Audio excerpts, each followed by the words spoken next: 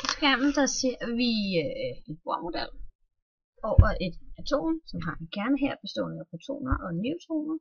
Omkring det der løber en elektron her i grundbanen, første elektronbane, som også kan blive kaldt en orbital, og der er 4 baner i alt. Energien, der tilhører den elektron, den er kvantificeret, hvilket vil sige, at elektronen kan kun have kan kun have nogle energier, der har en bestemt værdi. Og alt efter hvilket energiniveau den ligger på, vil den så enten lægge sig på første, anden, tredje eller fjerde skal. Jo længere ude den ligger, jo mere energi har den. Atomet her følger Bohrs atommodel, som ser sådan her ud, som også kan omformes til, at vi kan finde blandt andet bølgelængden, vi kan også finde frekvensen, og det vil så være ud fra lysets hastighed, som en konstant vi har, og divideret med frekvensen.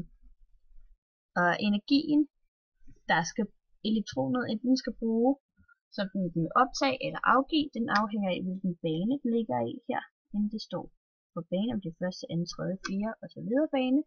Og så har vi to konstanter her, Planck-konstanten, som har enheden joule gange sekunder, og Rydberg-konstanten, som har enheden meter i minus første. Og hvis man udregner energien, kan man finde frekvensen. Hvis man har frekvensen, så kan man også finde den bølgelængde, som det foton, der enten vil blive absorberet eller udsendt, hvilken bølgelængde den har. Hvis vi sætter vores elektron til at hoppe ud i fjerde skal, så vil der være sket en absorption af det foton, der kom, bølgestrøgen, og selve elektronet, det vil være exciteret til det her mere energi, end det havde her i grundtilstanden.